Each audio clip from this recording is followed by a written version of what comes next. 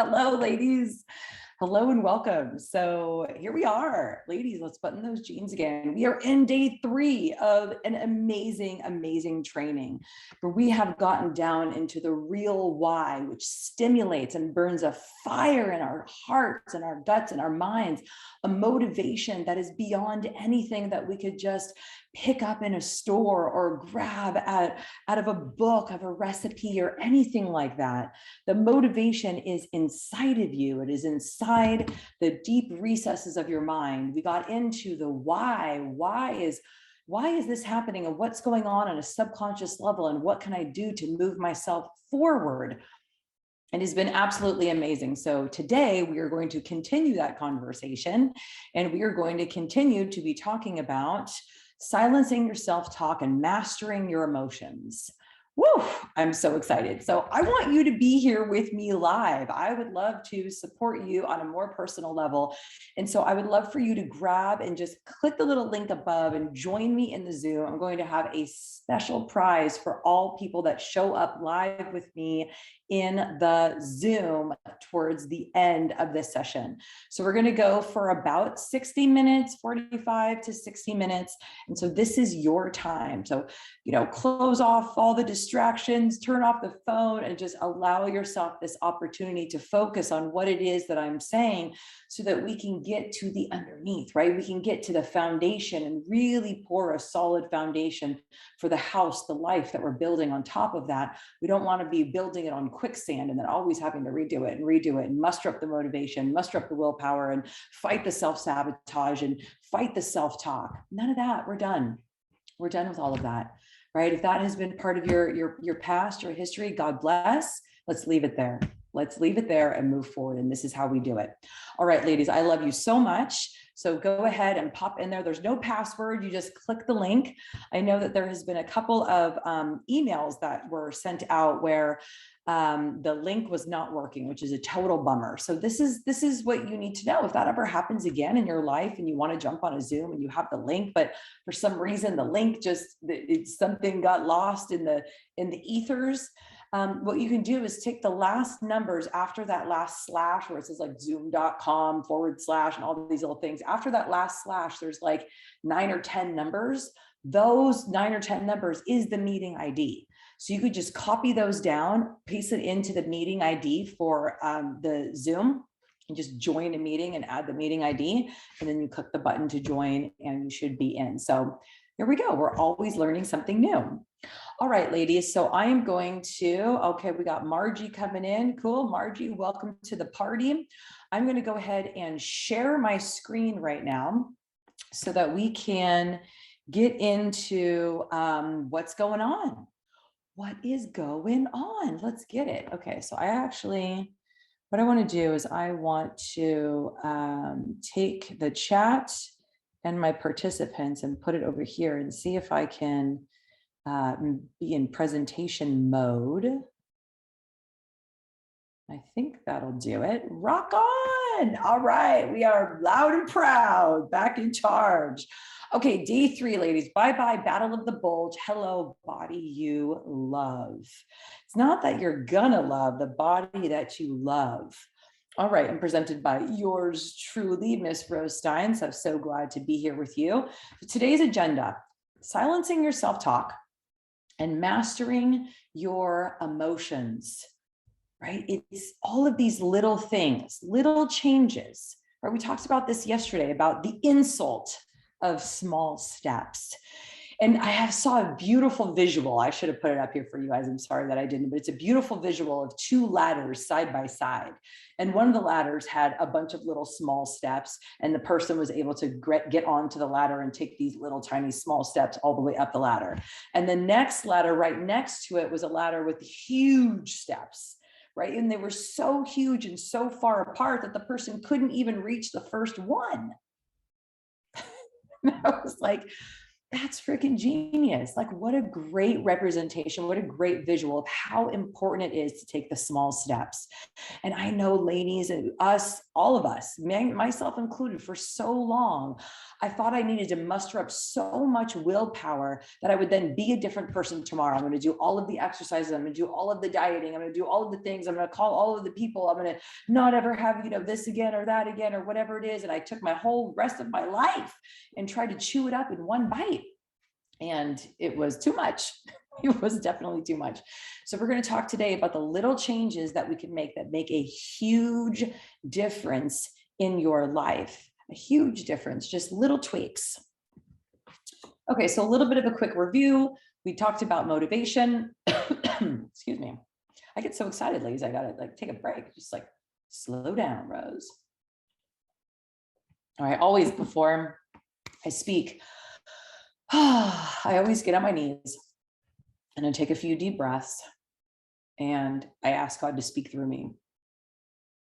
Because even though it's me up here talking, I'm talking about my story and my life and my experiences and the way that I see it and what I've found works for me and what works for my clients.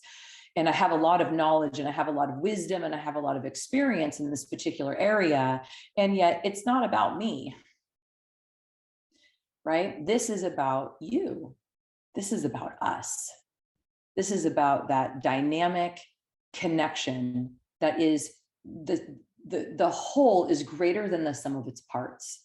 So us together is greater. We can do more together than we would ever be able to do separately. And so thank you for being here and sharing this time with me. I appreciate it. So the last couple of days we talked about motivation. We got into what your big why is, the 7 layers deep, because just saying that we want to exercise, just saying that we want to be healthy, it's not enough.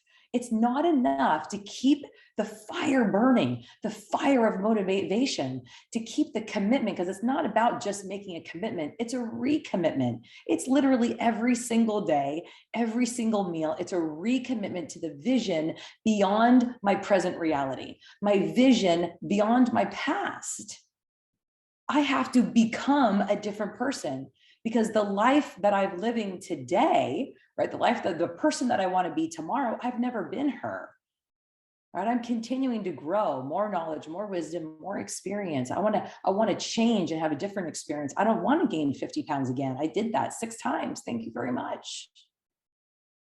So I need to know what my big why is, to burn that fire of motivation inside of me, because it's scary to change. It's scary. We talked about the 10 reasons why not to change. If you haven't seen those last 2 videos over the last 2 days, they're really great. A lot packed full of incredible wisdom and experience and knowledge. And I got to tell you, this is God's honest truth. Nothing I am saying here today is my own inspiration. Nothing is mine other than my experience. And of course, my opinion. That's it. That's the only thing that's mine. All the other gems and wisdom, and this is how it is, and that's how this is, and the 10 things and the 5 things, all of that I have lovingly borrowed from other people, right? There's a lot of incredible wisdom out there, and it's the way in which we bring it together that really motivates us. We talked about self-sabotage and how the flip side of that, the healing of that, the softening of that is compassion. Right? It's not restriction. It's not blame. It's not shame, right? It's not anger.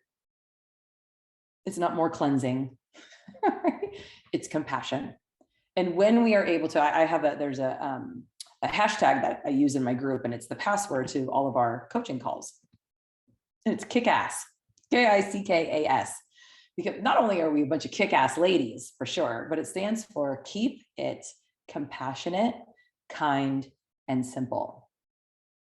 We have blamed and shamed and been frustrated with ourselves and our body and food for long enough, right? Let's do something different. Let's have a new experience. Let's add some compassion into the fold. And that word right there was the turning point for myself years ago when I was in weight loss mode. And I had been, quote, really good. Right? I had been such a good little girl and I lost the weight. I was feeling a lot better. And I had a night where I just ate a bunch of food. I binged. And I called my coach the next day and I'm just like in tears. I just don't want to do that anymore. And I don't know why I keep doing it. And I still was having the self-flagellation. I was still beating myself up over it. I didn't want to do it anymore. But obviously I did, because I did do it, right? So there was a part of me that was still getting something from that experience. And then there was a part of me that really didn't want to do it. And then they were in conflict. We were talking about that controller and the indulger. And I just was so upset. And the words that she said to me, which I had never heard before in relationship to food or my weight or dieting, right? She said, "Where's the compassion?" And it was a great question. She didn't tell me you need to have more compassion for yourself, Rose, because that would have the block would have went up. I would have automatically went through all of the reasons why I need to not have compassion, because I need to be in control, because I need to lose this weight, because I don't want to be a burden, all the things, right? But that's not what she said. She said, "Where is the compassion?" And that little tweak, that little twist, the way that she said it allowed my mind to then expand to the possibilities beyond my present experience. Right? And when you're looking for something, you're gonna find it. So might as well look for compassion.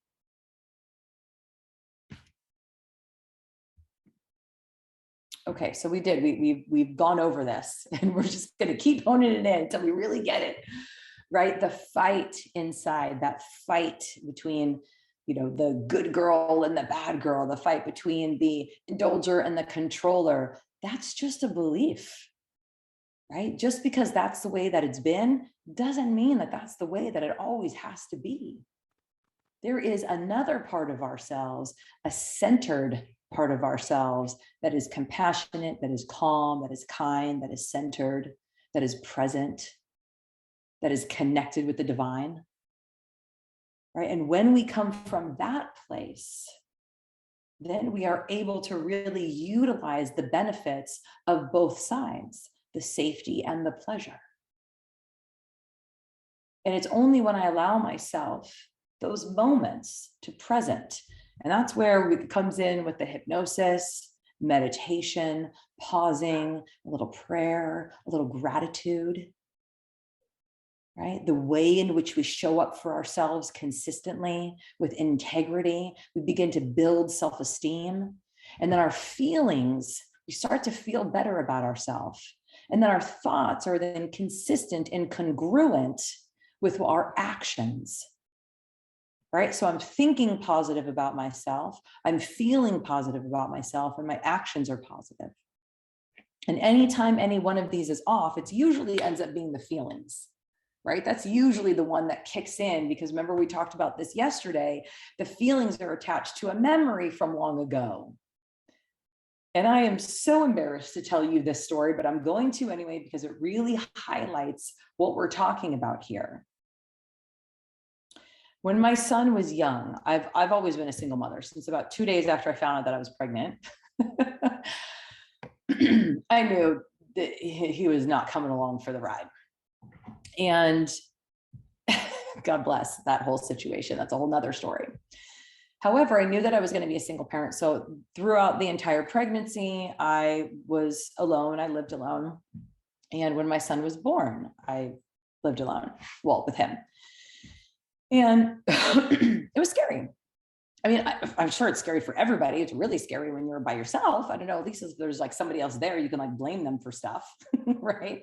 So it was just me and him. And I didn't really know exactly what I was doing. I was a new mother, new parent, but I knew that I loved him. And of course I had help from my mom. She would come over and, help me and stuff. And there was this one day I had trouble breastfeeding. And looking back, I know that it was the insane amount of stress that I was under and sadness around doing this on my own, right? Even though that was a choice that I made, it was still totally devastating to be sitting there with a 3-week-old and not have anybody around, and my milk wasn't coming in. And it was really sad and it was really scary. And I remember I was trying to figure it out and just trying to do it right and not understanding why my body wasn't working the way that a woman's body is supposed to. And, I had trouble with him latching, and I'm exhausted, and I'm just in this total space of depletion. And I remember looking at him in such frustration. There was nobody else to blame. And so all of that fear and frustration and anger came out on this little 3-week-old. And I tossed him on the bed a bit aggressively, to be honest. I tossed him on the bed and I said, "Why are you doing this to me?" And it wasn't until those words came out of my mouth that I realized what my inner feelings and thoughts actually were. I believed that he was doing this on purpose. Now, logically, I know that a 3-week-old is not doing anything on purpose. They're just trying to live, right? But deep inside my heart, my feelings, I believed that he was doing this on purpose because I was so frustrated and I couldn't figure out how to figure it out on my own. So it must be somebody else's fault. And it was at that moment, because there was no way that he did that on purpose, but I was feeling it, that it dawned on me, maybe, just maybe, there's other instances in my life, there's other relationships that I've had where I thought the person was doing something to me on purpose, and maybe they weren't. Maybe they were just trying to live. Maybe they were just going through their own struggles, and it has nothing to do with me.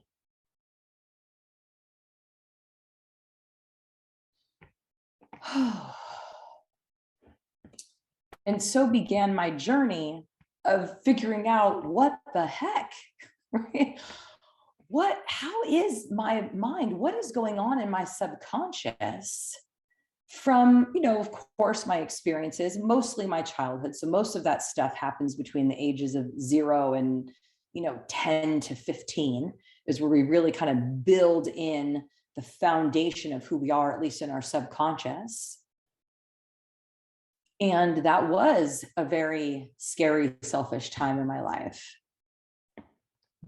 And what I found is that it is absolutely imperative that I heal these underlying feelings and thoughts, because I'm bringing them with me into every moment of my life. And I don't want to do that. I mean, talk about my big why is not being a burden on my son. I don't want to burden him with my past anymore. I don't want myself to be burdened with my past, and I certainly don't want to pass it on to him. So to really take the time, because gosh darn it, we are freaking worth it, ladies. We are worth the time and the energy and the effort of change. So there's a thing called cognitive dissonance. Now, this is why people get upset when their beliefs are challenged. And I know that if someone would have told me that I'm, passive aggressive, or that, they didn't do something on purpose, or that they're sorry, or it wasn't about me, like in the moment, I probably wouldn't have believed them. It had to be just the way that it was with my son, who there was no way. Right? And so cognitive dissonance, it's a mental conflict when beliefs are contradicted by new information. This conflict activates areas of the brain involved in personal identity and emotional response to threats. The brain's alarms go off when a person feels threatened on a deep personal emotional level, causing them to shut down and disregard any rational evidence that contradicts what they previously regarded as truth. There's a saying that it's easier to fool someone than to convince them that they've been fooled. And it's just the way that the brain works. It works in a protective way. And so if you truly believe that losing weight is hard, you choose to hold on to that belief, and you repeat that over and over and over with yourself, and you look out into your life and you look out into the world, and we find evidence to support that, because the reality is all the evidence is there, right? All of the good stuff exists, all of the bad stuff exists. So if you're looking for something, you're gonna find it. So if you think that it's going to be hard, then it's going to be. Right? If you think that it's too much, or that it's too crazy, or that you can't do it, or that on holidays, you need this, or whatever the beliefs are, right, from the past, when we are engaging on an experience of, I want something different, I want to change, well, the reality is that then something's got to change. And what is it?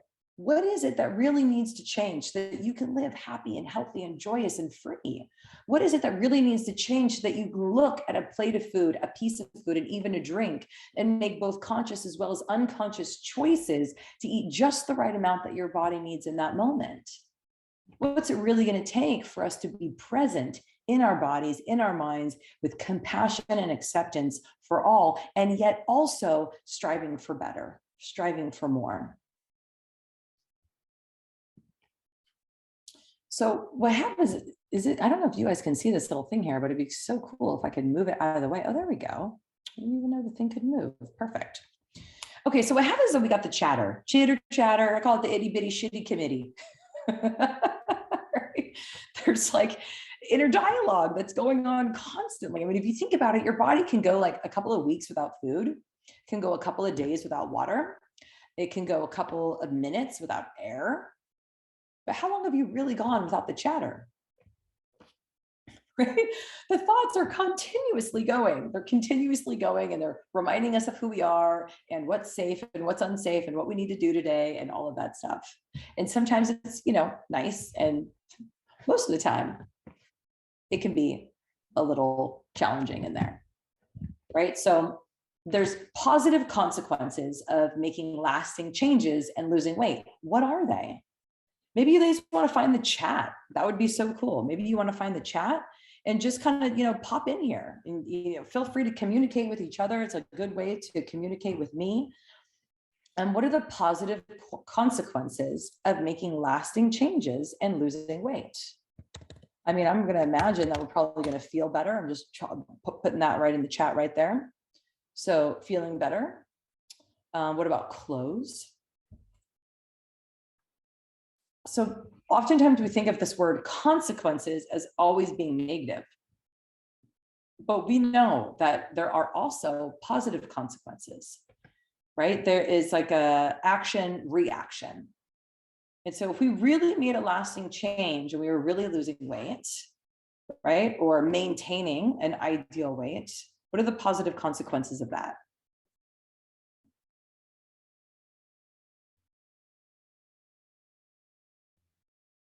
You just find the chat and pop it right in there. I got feeling better. Oh, it's also like that feeling when you go shopping, right? When you go clothes shopping and you know your size. Oh, it's the best. Know your size. What's another positive consequence of making lasting changes and losing weight? All right, maybe some of you ladies are at work. All right, that's cool. So if you can find the little chat box, let me know. We'll just pop a couple of things in there. Right? So what are the negative consequences of making lasting changes and losing weight? I mean, there are some, right? We think like, oh, I'm going to lose weight and like, okay, it's good. I'm going to be healthy. I'm going to live longer. My clothes are going to fit better. I'm going to have more confidence. Thank you, Jane. I'm going to be feeling better. I mean, wow, there's like so many things, but there's also some negative consequences. Sometimes there's a little bit of criticism, right? I mean, I know my sister, I haven't spoken to her in 8 years. When we were younger, I was always very overweight and she was always, a regular size and beautiful. I was always kind of like frumpy and funky and, and as we grew older, I mean, obviously I told you guys that I, gained and lost that same 50 pounds so many times. And now I have like a different level of confidence in my body and consistency in my life and my choices. And that's so uncomfortable for her that she can't talk to me anymore. She gained quite a bit of weight. And, one of the comments that she said was, oh, I bet that you really like being the thin one now. I'm like, wow, girlfriend, I'm certainly glad, for myself that I'm not overweight, but I'm not happy that if you're not happy, but to her, she has a story in her mind, right? So people you eat with are uncomfortable, yeah, and make you feel uncomfortable or picky I know. You know, it's so funny. Years ago, I did a program, one of the ones that I did, and I did it for a couple of years. And there were, like, in my friend group, I was in my 20s. So, you know, in your 20s, you got a lot of friends all over the place. In my friend group, there was 4 people that were particularly nosy about what I was doing, right? And they wanted to tell me exactly why they could never do what I was doing, why what I was doing was too crazy, why it was, you know, too restrictive, why, you know, it would never work for them, and how much they just, you know, appreciate their body. And it's just all about, you know, body positive, which obviously I totally appreciate and love that. Yes, body positive, obviously. And it was just like, they would just hound me. It was like all the time. I just felt so uncomfortable. All 4 of them, every single one, ended up doing that same program that I did years ago. So sometimes we got to just take it with a little bit of a grain of salt. We got to remember that it's their own chatter trying to figure stuff out. But oftentimes what we do is we represent change. We represent something different. We kind of rub up against their inner desire to change, but also their inner voices that say that it's too hard, that it's too much, that it's too crazy, that they can't do it, that it's not worth, whatever, all of that inner stuff. So yes, there's the criticisms, there's rejection, there's anxiety. You know, I mean, if people eat, you know, because I definitely chose to be around people who ate like I ate more often than not. Right. And so if I'm not eating that way, I mean, it was the same when I quit drinking, right? I used to be a very heavy drinker. And when I quit drinking, it was like, well, you know, who heavy drinker wants to hang out with someone who's sober? They just don't. You know, same thing. There's a bit of anxiety that comes up, especially if we've been emotionally eating. Now we don't have food anymore. We got to find a different way to deal with our emotions. It can be stressful. That's right. If you're not just eating whatever's there, like you're going to go to a fair, what are you going to eat? You ain't going to eat nothing there. You're going to bring your own food. But still, right, there's an extra level of integrity and commitment that is required to really have the benefits of a disciplined life. And it can be uncomfortable, of course. Yeah. So I love this little cartoon, right? This guy says, quitting feels good. I mean, there's a reason why we do it, right? So if we are in this state of anxiety and stress and uncomfortable and people making comments, and, you know, even though we know that we want the benefit of eating better, right, and exercising and feeling good and the weight loss and the health and getting off the medications, like, yeah, we want all that. But if there is still all of this discomfort and stress and anxiety, well, we want relief from that. I mean, of course, we're not crazy, right? So quitting a diet feels freaking awesome. It feels awesome. It's so amazing. You get a dopamine hit from that, just like you do from computers and zoning out on the Facebook and playing video games and eating pizza and whatever.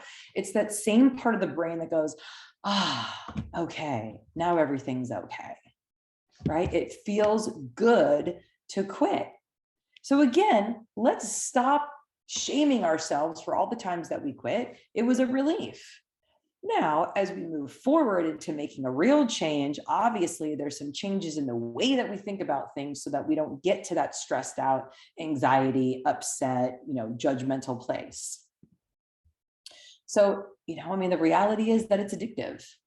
It's addictive to quit. So what happens is that, you know, whatever the motivation is that brought us here. So stage 1 is the uninformed optimism where we're like, oh, keto. Right? Awesome. Look at all my homies doing keto and everyone's lost weight. And like, this is amazing. And it's so easy. And like, there's keto stuff at the store and there's keto stuff on the menu and I could do keto or like whatever the diet plan is, right? We don't really know much about it. And we're not really sure if this is the best thing for our particular bodies because all bodies are a little bit different. And so we jump in and we're like, we get the book, we get the food, we do the thing. We're like, yeah. And then, you know, kind of fades after a couple of days or a couple of weeks or a couple of months or however long it is. And now we have informed pessimism. Now we know what we're doing. We've been doing it for a little while. And it's like, this is a bit harder than I thought it was going to be, right? To really keep this up. Like, what do I really need to do here? Then we kind of travel into a stage called the Valley of Despair, where Now we just, maybe we've had, you know, a little snack here or there. Maybe we've had a couple of binges.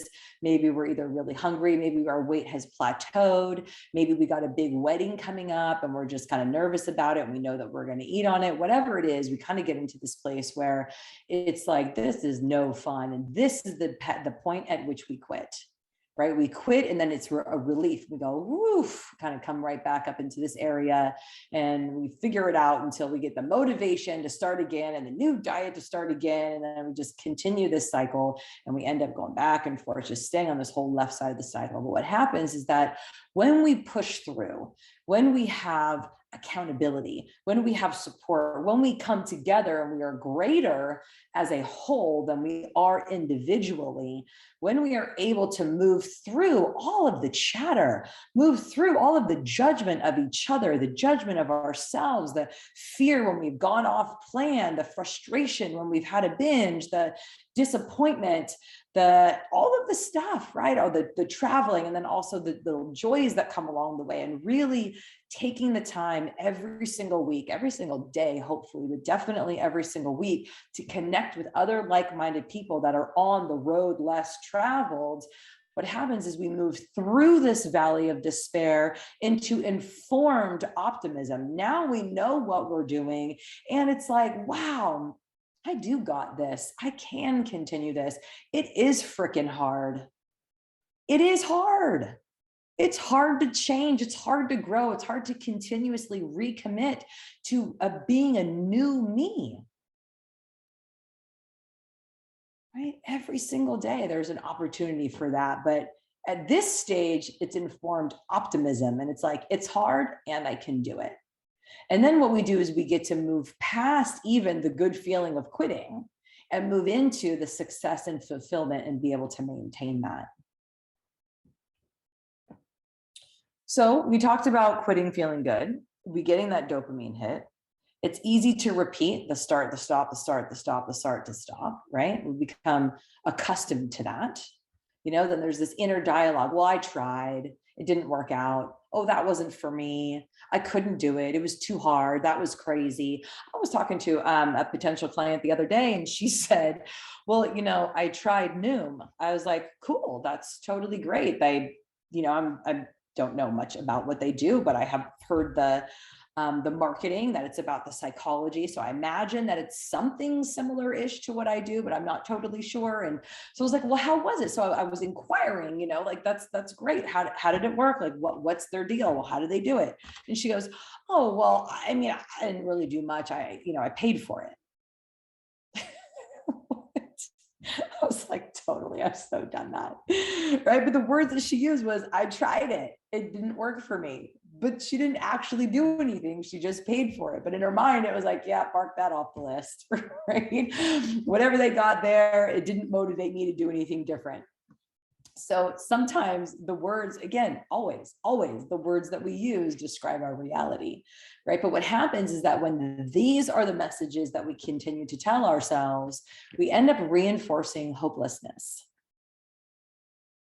right? And then it becomes a challenge to even hope, right? I'm sitting here telling you guys that there's a way out.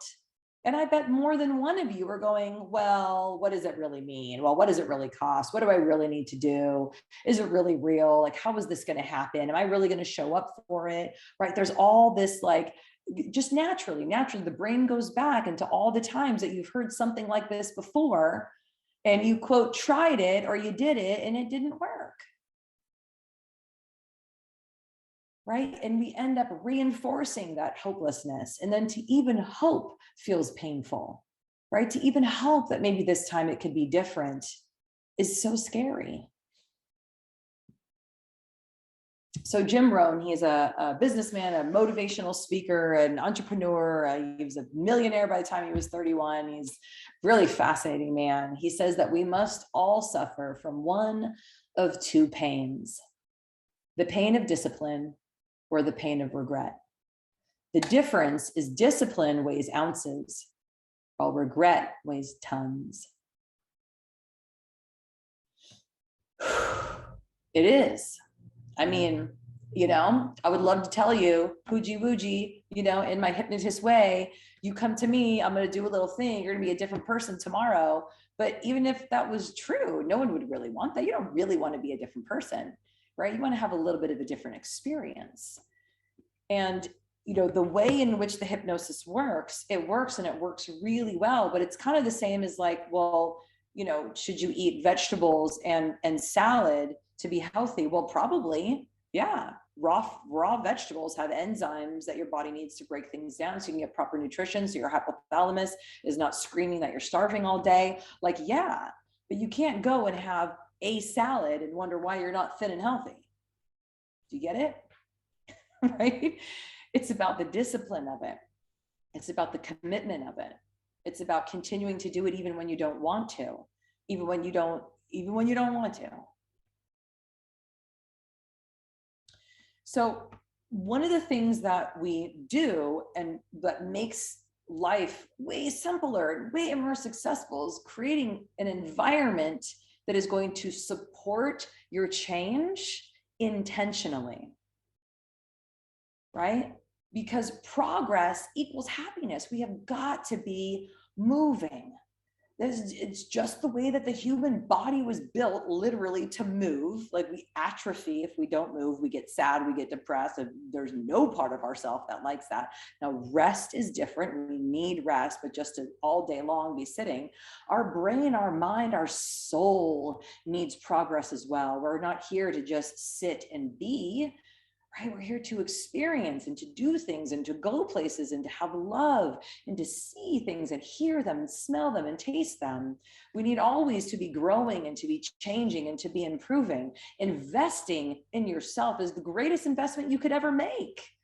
Yeah, investing in a house is great. Investing in, whatever businesses or whatever you want to invest in, that's freaking awesome.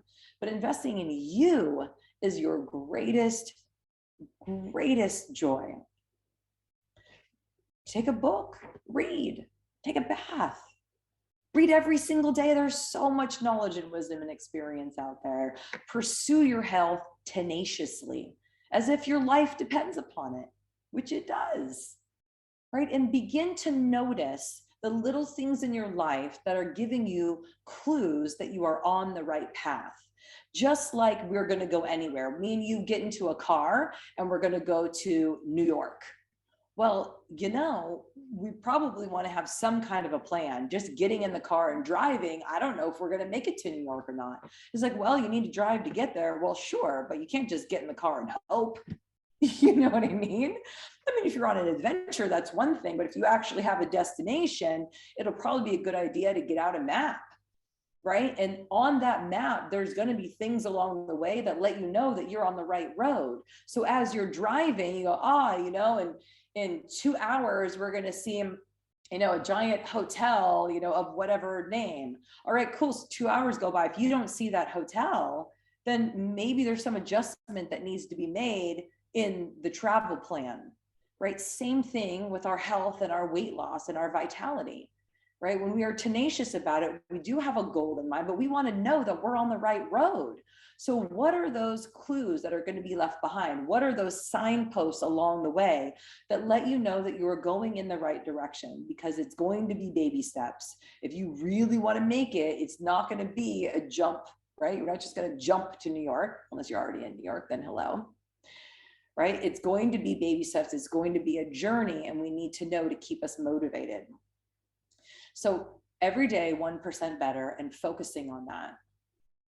Focusing on the things that you are doing right. You showing up right here today, that's 1%. Maybe it's 10%, but it's definitely a step in the right direction. So we have a little story in my group. It's called Shoes by the Door. And that's, so this comes from, years ago, I really wanted to start exercising. Girl, I know you know exactly what I'm talking about. I just could not for the life of me get myself to do it. I couldn't. I wanted to do it.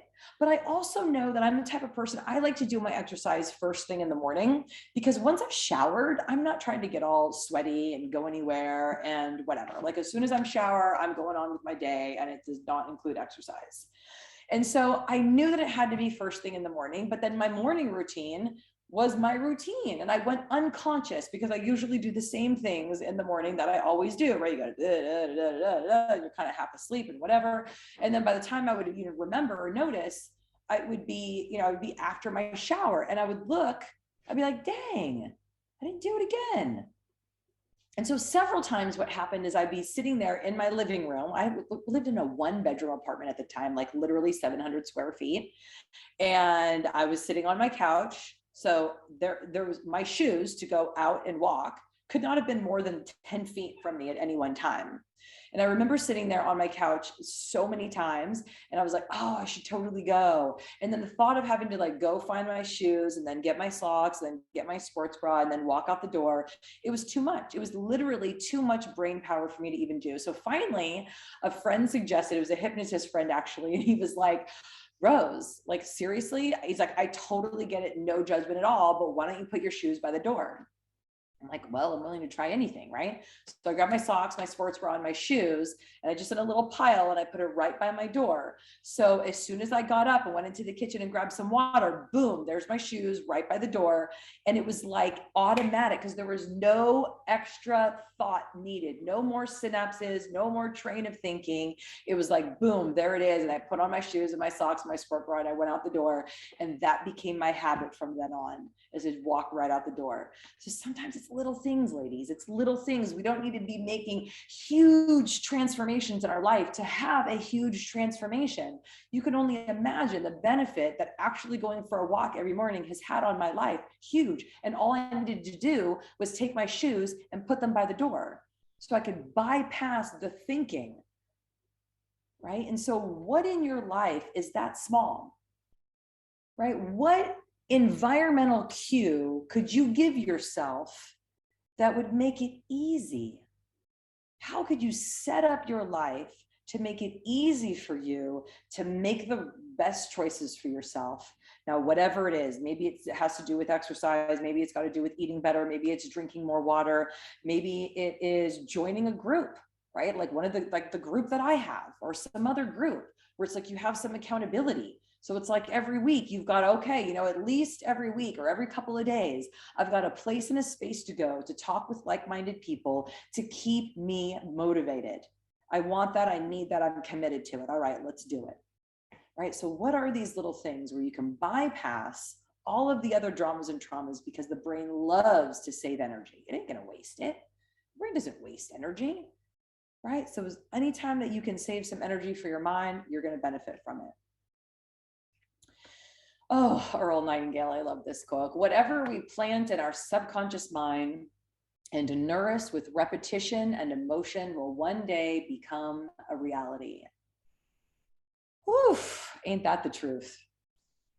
Right? And I hate to say it, that oftentimes, and again, this is part of our protective nature of our brain, but our brain repeats the things that have happened to us that are traumatic, that are awful, that are sad, that tell us who we are. Like, mine with my dad telling me not to put so much cream cheese on my bagel, you're going to get fat. And identifying that as the meaning of that then meant that I am unlovable, and the thing that brings me pleasure makes me unlovable. And I repeated that to myself, attached with emotion, every single day of my life for 30 years. And you can imagine that reality was not awesome. And there was some changing and some transformation that needed to happen. And first and foremost, separating the thought from the feeling was the most important thing that I did for myself. And the only way to do that, I found for myself, was to pause.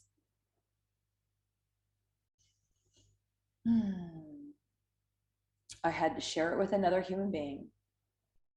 And I had to sit long enough to access my emotions and separate them. Right? And I have a special gift for you ladies that are on the call here today, a special gift that has to do with exactly this. Making some space between the thought and the emotion, right? A little bit of space. And in that space is where we have choice. Because before, it wasn't really a choice. We look back and we say, oh yeah, we had a choice. Or we can look into our future and be like, you know what, I'm going to do this, I'm not going to do that. And we can try and plan our future when it comes to food and exercise and our body and our health. But we know that when the moment comes, it doesn't totally feel like we have a choice. And we only have a choice when we take the time. All right, so this is the, I love this little girl. She's so cute. This is it. I'm going to share with you. So let me actually get out of there because I have the link here for you. I'm going to share a hypnosis session with you ladies. So I have 2 different links. So just let me know if one of these doesn't work, then hopefully the other one does. I'm actually just going to put it right here in the chat. So you ladies that are in the Zoom room right now will be able to grab that link. It goes into SoundCloud. So if somebody could just go and do that now. I know if you're on your phone, it probably will be a little bit tough, but if you're on a computer, that would be awesome. I'll just go and take this too and see if I can open a copy it. By changing my thought patterns, I was finally able to quit smoking. Totally. It is so much like quitting smoking. That was one of the things that I did when I worked at that hypnosis center for 5 years, is helping people quit. People came in for quitting smoking, weight loss, fears, phobias, and then study help. But really, hypnosis is good for anything that stress makes worse. Right? So if you think about anything that stress makes worse, which is pretty much everything when it comes to our thinking and our patterns of thought, hypnosis is incredibly powerful at helping resolve that, right? And to make the changes and transformations that you want to be making. So yeah, let's make sure that you guys can access that. So if one of you could just click on that link and make sure that it works. If not, you guys can always email me later too if you don't have access to, if you're not able to click on the link. I know if you're not on a computer, it can be hard. Okay, we've got a couple more slides here. Yes, because this is the thing that I want for you ladies. I want you to have the same and or similar experiences that my clients are getting. Right, so this is Louisa. She says, a little bit of positive energy for the Wednesday. This was my favorite all-time jeans. I couldn't zip them up for the past 2 years. This program is amazing. Thank you, Rose. Your support makes all the difference. I buttoned those jeans. Oh my God, when you can wear your favorite jeans, it's just the best. And then Maria, look at her. She grabbed her husband and she was like, 24 pounds, because, you know, if you've got, you know, more than that to lose, right? 50 plus pounds, 24 pounds, it's like, yeah, it's awesome. It's freaking a miracle. It's so amazing. And yet you're like, but I still got so far to go. So she really wanted a visual. So she was like, here, honey, hold 25 pounds of butter. And he was saying, hurry, hurry, hurry up. This is so heavy. And that was what she was carrying around on her body for so long. For so long. God bless you, Maria. So glad you're here. The link works. Thank you, Jane. Appreciate that. All right, and here's Chan. This was actually just a couple days ago. September 26th was this one. She's finally in the teens. Oh my God, and we're so happy for her. She started with us at 275. You can see this picture over here on the left, and you know it's taken a little bit of time. She started in January. And a couple days ago, she's now in the teens, which is really cool because Chan's been over 200 since she was in 6th grade. You know, so to really be taking this time to heal, you know, it's so much more than just a diet, right? Because anyone can grab a diet, anyone can get some diet pills, anyone can get a diet book, right? And like control and force and willpower themselves into losing weight, right? We've done that. And yet there's something very different if you have struggled and you are in that pattern of the back and forth, but there needs to be a pattern interrupt. We need to break that cycle so that we don't ever have to do this again. So we're so proud of Chan. Chan, thanks for being part of the group. She's so sweet. Okay, so this is like the last couple ideas that I just want to leave you with. This actually, I got from a Tony Robbins video, and I just thought it was like, wow, it's just amazingly powerful. The idea is that we have 6 basic needs, and this is one of the things that comes up in my program as well, where it's like, oh, well, you know, I need something else. So of these 6 basic needs, that we need certainty, we need variety, we need significance, love and connection, growth, and contribution. Now, this is just as human beings.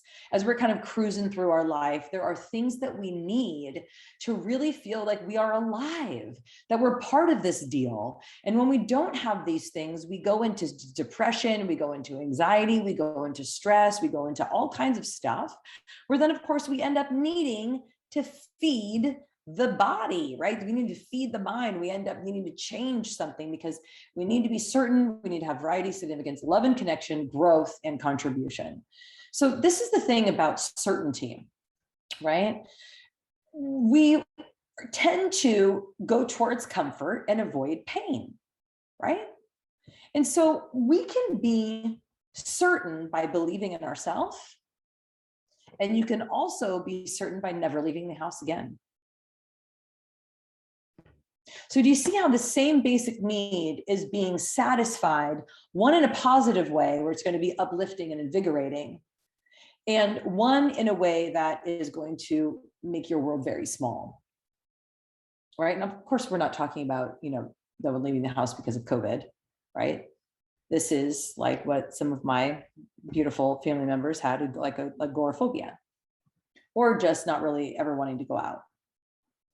Right? But still, that need is being satisfied. So be thinking about how you are satisfying the need of certainty. I mean, and even if it's like, you know, oh, this, you know, this won't work, this thing, right? If we're certain about it, then it actually feels really good. It fills a basic need. You know, we have a need for variety, a stimulus, a change, a surprise. We don't want to be bored, right? Like every now and then we need something to be wild. We need to feel a variety of emotions as well every day. And so how are we navigating our emotional world? Are we allowing ourselves to feel the variety of emotions, or is it only happy or nothing, right? You only get to be happy or sad, right? But there's a lot of other emotions. And so how is your emotional stability throughout the day? All right, there's another of the 6 basic needs is significance, right? We need to feel special, worthy of attention, right? And we can satisfy this basic need of significance by being courageous and creating the life of our dreams, or a big problem that we can't solve. We need love and connection. Connection by giving love to others, or God bless us, sometimes we can really feel the connection by our self-pity. Now, of course, the connection is with our own selves, right? And that self-pity becomes a, you know, an addiction in itself, right? But still, it's satisfying a need. We need to have that love and connection, whether it's with others or whether it's just with ourselves. You know, and then of course we need growth and contribution beyond ourselves. And that again is one of the reasons why, you know, reading books and learning new things and new ideas and trying on new experiences and being part of groups where people are coming together to share wisdom and knowledge and encouragement and passion and our struggles, right? That gives us a contribution beyond ourselves. Like, we need you.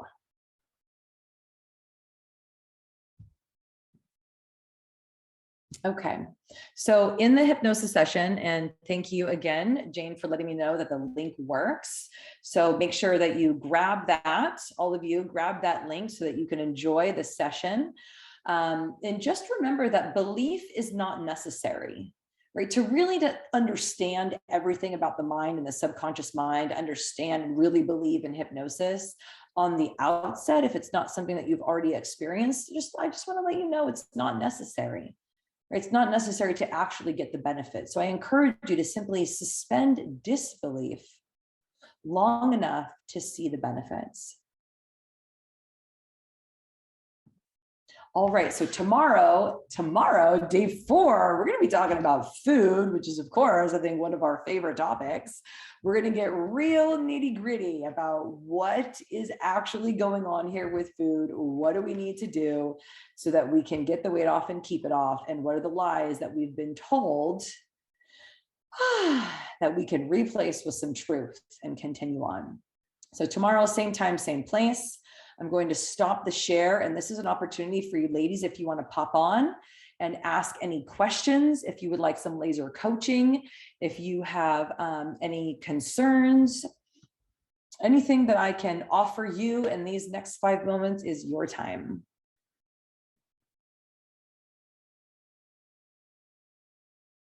All right, Miss Jane, Miss Kelly, do you have any desire to pop on? And I would be happy to support you in your journey.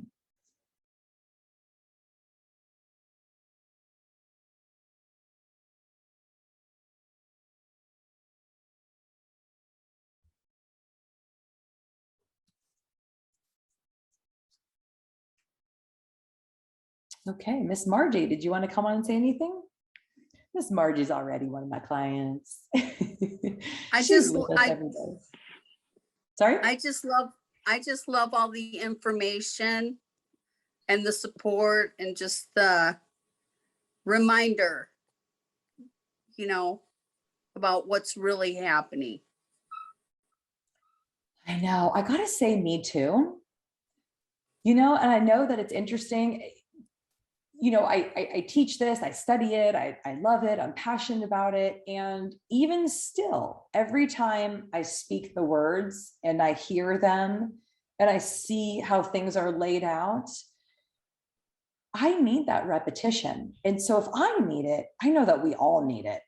I know that we all benefit from it, because left to my own devices, meaning my own tapes, right? I mean, if there's 80,000 thoughts a day, that's a lot to sift through. That's a lot. There's a lot of opportunity there to be intentional and aggressive, right? Intentional and aggressive with my positive thoughts, with my inspiration, with my determination. Yes, so, yeah. That I can't remember your term about the cognitive, you know, that thought, that constant chatter. To learn how to manage that is really important. And it's great that the other ladies are going to get to hear a hypnosis or meditation and make some time for themselves, because I think when you get to the point where we're searching for help and answers, part of that is we're not taking the time for ourselves to regroup, you know. And the meditation is really nice, and it really does change things subtly, you know. Yeah, it sure does. I mean, I'm a testament to it. You're a testament to it. Oh, all the other ladies in the group. And it's just so funny. Jane here is just saying, she's like, definitely gave me things to think about. I think my biggest challenge is how to get it all to work with my family meals. Lunch and breakfast are easier. That's something that comes up in our weekly calls as well, Jane, for sure. And it's actually really cool. Margie has had, I mean, it's just so cool to, like, when you come in, it's like, these are the problems. And then, you know what I mean? Like, you keep coming every week and things begin to resolve themselves. And it's sometimes not even in a way that you would have thought, right? It's not, you couldn't have planned it better than what happens when we actually take a step back, take care of ourselves, and allow the inspiration of Mother Nature, of the divine spirit of God to really penetrate in and make things even better than we thought they were possible. Right? So if you don't mind, Margie, can I just tell them a little bit about you? Of course. Cool. You can pop in and correct me if you'd like to. Margie came to us and she was sad. You know, she was sad, and there was a lot of heaviness, not just on the body, but on the mind, on the psyche.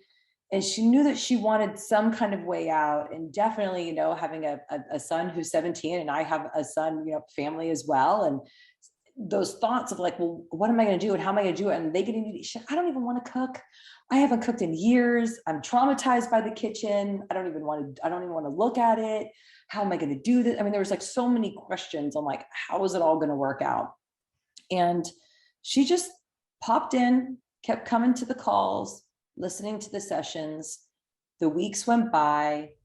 She started, taking some suggestions about the food a little bit. It was slow. Okay, I'm willing to do a little bit of this. I'm willing to do a little bit of that. And slowly over time, and it really hasn't been that long, it's been a couple of months, but slowly over time, what happened is that her mind began to clear. The messages, the tapes, the chatter began to soften. She began to see things differently. She began to clean up her house and really let us into her home, because we're all on Zoom, right? So we can see, she let us in, right? She started going to the farmers markets and sharing pictures and posts of beautiful foods at the farmers market. She started getting into the kitchen, just a little bit, making stuff and sharing it with us. And she got that encouragement, that positive reinforcement from the other ladies in the group. And she's continuing to listen to the sessions and get the benefit of the transformation of thoughts. And I think it was just yesterday or a couple of days ago, she posted this picture of an incredibly beautiful salad with chicken and all kinds of other veggies and cool stuff that her son made. That he just had the inspiration. It's like, again, when we create a different environment, it's automatic. We don't need to force anybody else to eat the way that we eat, or you need to be healthy, or I'm not making a second meal, right? She did the second meal just like I did for a really long time, right? Until what happens is you keep doing what you're doing. That means that their environment also changes, right? There's an addition, not a subtraction.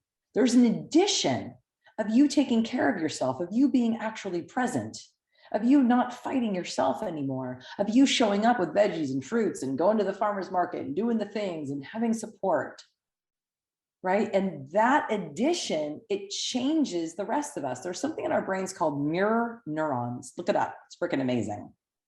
And what happens is that this is not intentional and this is not conscious. This is neurologically inside the brain. We mirror other people's feelings. You know what I'm talking about. You ever been with somebody and all of a sudden you started feeling really anxious or depressed or weird or angry, and you're like, what is happening? There's nothing wrong. What is happening? And really then the other person starts to talk and tell you how angry or upset or whatever's going on with them. And you're like, oh my God, totally. I've been feeling that. It's called mirror neurons, where inside of our brain, we mirror other people's stuff. So when you heal internally, your heart, your mind, your soul, you stop blaming and shaming yourself. You stop dieting and the inner dialogue and all that stuff, right? The people around us all of a sudden seem to be so much kinder. All of a sudden, you're so much more helpful. How did this happen? Right? And things begin to change without us having to figure it out from the outset. Right? So that's my long and my short about dinner with the family. We totally get it, and it totally works itself out. It does. Yeah. Thank you for that, Miss Margie. Is there anything else that you would like to add for the ladies? Oh, this is a great program, and I feel like it addresses all the issues, and it's very positive and healthy and supportive, and yes, I'm enjoying it. I'm loving it. I've really had a mind shift and lost 28 pounds, and things are going good. Yeah. Thank you, Rose. Yeah, thank you. So glad that you're here. All right, awesome, ladies. So, yep, tomorrow we're going to be talking about food. I'm going to be getting in the kitchen. We're going to be talking about label reading and all kinds of cool stuff to really just clear up any of the confusion. I would love for you to pop in and make sure that you get any questions answered about food stuff. And I'll see you then. I love you so much, ladies. Thank you. Mwah. See you tomorrow.